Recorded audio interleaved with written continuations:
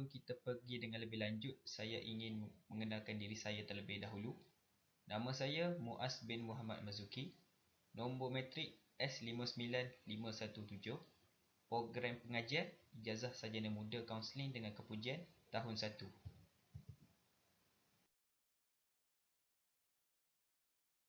Proses pembuatan kompos sisa makanan ini terdapat 3 fasa yang akan dilakukan dan saya akan terangkan. Untuk ditanamkan bersama dengan anak benih pokok herba. Fasa pertama adalah proses fermentasi. Untuk melakukan proses fermentasi ini terdapat 3 bahan utama yang diperlukan. Bahan-bahan untuk membuat kompos baja ialah sisa makanan yang ada di dapur rumah seperti kulit pisang, irisan sayur, kulit bawang dan sebagainya. Serta bahan terakhir adalah gula merah. Selepas bahan-bahan ini tersedia, maka proses ini akan dilakukan. Pertama sekali adalah membuat botol, iaitu potong botol kepada 2 bahagian. Selepas itu, buat lubang di sekitar bahagian 1 untuk membolehkan cecair keluar dan terkumpul di bahagian 2. Setelah itu, campurkan kesemua sisa makanan ke dalam satu bekas. Terdapat beberapa langkah yang harus dilakukan. Antaranya ialah langkah pertama, gerbin atau botol bahagian 2, tabur sedikit gula merah di dasar botol.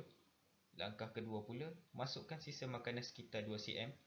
Lalu, taburkan gula merah di atas lapisan sisa makanan yang telah diletakkan dan taburkan lagi sisa makanan sehingga botol yang digunakan telah penuh.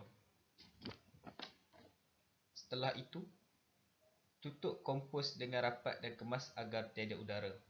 Peram kompos ini selama seminggu dan catatkan tarikh mula dan akhir untuk kompos ini.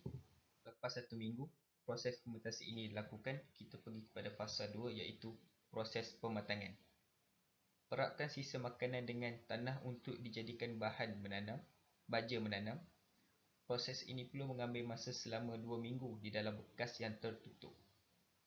Cara membuat adalah masukkan sisa makanan ke dalam satu bekas, kemudian masukkan tanah lagi di atas sisa makanan sehingga bekas itu penuh.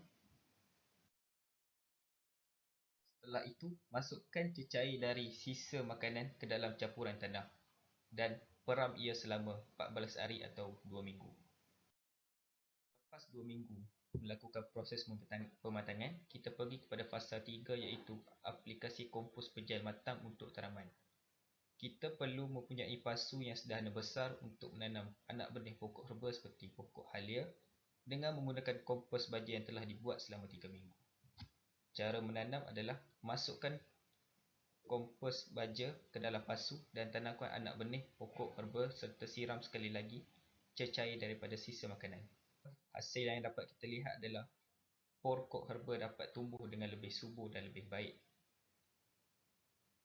Itu sahaja daripada saya. Sekian, terima kasih.